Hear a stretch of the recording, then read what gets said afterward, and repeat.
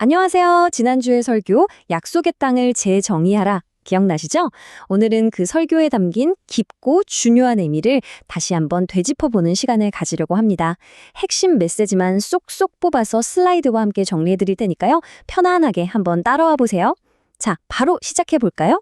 바로 이 질문, 이게 지난 설교의 완전 핵심이었죠. 우리는 보통 신앙생활을 하면서 하나님이 다 알아서 해주시겠지, 이렇게 좀 수동적인 태도를 가질 때가 많잖아요.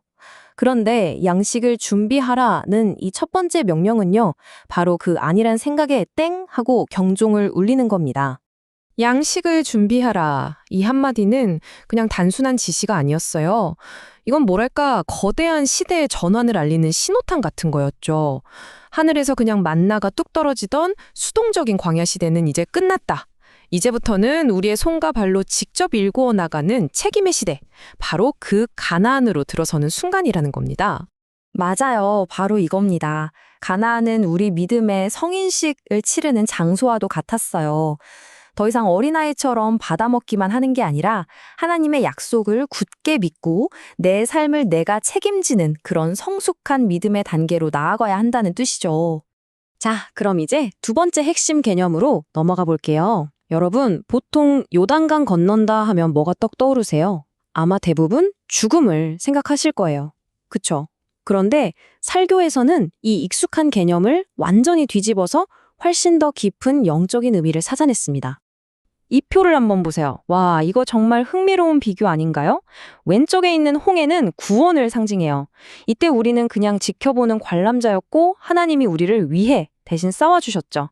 이건 전적인 하나님의 은혜입니다. 그런데 오른쪽에 있는 요단강은 완전히 달라요. 이건 성화, 즉 우리가 성숙해가는 과정이에요. 이제 우리는 능동적인 참여자로서 하나님과 함께 싸워 나가야 하는 겁니다. 우리의 순종이 필요한 단계인 거죠. 네, 바로 이 말씀 그대로입니다.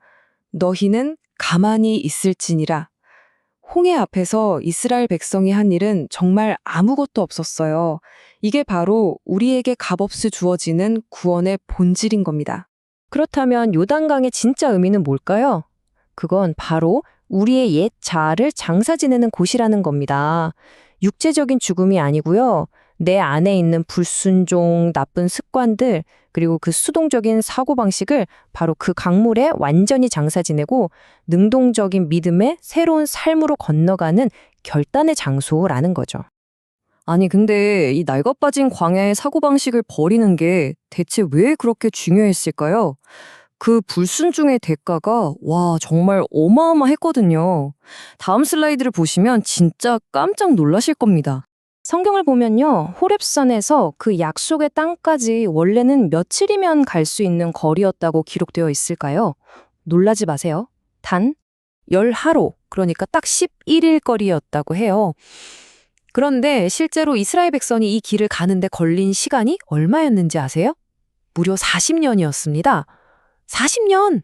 아니, 11일이면 갈 수 있는 길을 어떻게 40년이나 헤매게 된 걸까요? 도대체 뭐가 문제였을까요? 문제는요, 저 밖에 있었던 게 아니에요. 뭐 가나안 족속이 강해서 길이 험해서 그런 게 아니었단 말이죠.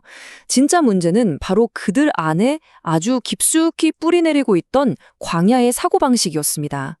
하나님의 약속을 믿지 못하는 불신앙, 눈앞의 현실만 보고 불평하는 불순종, 바로 이게 11일짜리 여정을 40년짜리 방황으로 만든 진짜 원인이었던 거죠. 그래서 설교에서 이 40년을 뭐라고 했죠? 바로 낭비된 시간이라고 정의했어요. 이게 정말 우리에게 던지는 메시지가 크죠. 아무리 우리가 바쁘게 뭔가를 하고 살아도 하나님의 뜻을 떠나서 내 고집대로 사는 시간은 결국 다 낭비되고 있다는 거거든요. 한번 우리 자신을 돌아보게 됩니다.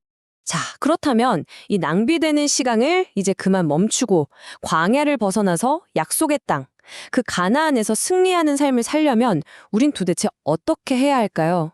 바로 그 핵심 원리를 지금부터 딱 정비해 드릴게요. 네, 바로 이 슬라이드에 그 해답이 있습니다. 핵심은 두 가지, 선포와 준비예요.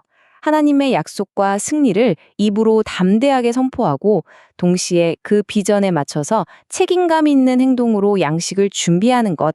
이 두 개의 날래가 균형을 이룰 때 우리는 비로소 날아오를 수 있는 겁니다. 혹시 설교 때 들었던 그 비유 기억나세요? 자녀 등록금 내야 하는데 기도만 하고 아무것도 안 하는 아버지 이야기요. 이게 믿음일까요? 아니죠. 이건 그냥 영성이라는 탈을 쓴 무책임일 뿐이라는 겁니다. 맞아요. 그러니까 가나안은 우리 믿음이 이제 진짜 어른이 되는 곳이에요. 하나님의 은혜가 없어진 게 절대 아니고요. 오히려 이제 우리의 성실한 노력을 통해서 하나님의 은혜가 나타나는 거죠. 하나님과의 관계가 한 단계 더 성숙한 파트너십으로 들어섰다는 증거입니다. 자, 그럼 이 정말 중요한 선포와 준비의 원리, 이걸 바로 오늘 내 삶에 한번 적용해 볼까요? 어떻게 할 수 있을까요? 이 표를 같이 한번 보시죠. 훨씬 명확해질 거예요. 예를 들어 내가 학생이라면 하나님 제 학업에 성공을 주세요라고 선포하고 동시에 뭘 해야 할까요? 맞아요. 성실하게 공부하는 양식을 준비해야죠. 또 직장인이라면 하나님이 내 일을 축복하실 겁니다. 선포하고 탁월함과 정직함으로 내 실력을 준비해야 하는 거고요. 부모도 마찬가지죠. 보시는 것처럼 선포와 준비는 절대로 뗄 수가 없는 한 쌍인 겁니다. 자, 이제 우리 각자에게 한번 질문을 던져볼 시간이에요. 지금 내 발목을 꽉 붙들고 있는 그 광야의 사고방식은 뭘까? 내가 진짜 이 요단강에 묻어버리고 가야 할 나의 옛 모습은 대체 뭘까? 한번 조용히 생각해 보세요. 설교의 이 강력한 결론, 우리 마음에 꼭 새겼으면 좋겠습니다. 당신이 담대히 하나님의 승리를 선포하고 신실하게 당신의 양식을 준비할 때 당신의 요단강은 갈라지고 약속의 땅은 당신의 것이 될 것입니다. 아멘이시죠? 승리는 바로 이렇게 우리의 것이 되는 겁니다. 마지막으로 이 질문을 스스로에게 던져보면서 마무리하면 좋겠습니다. 이제 막연하게 기다리는 건 그만하고 하나님께서 이미 약속하신 그 승리를 위해서 나는 이번 주에 어떤 양식을 준비할 것인가?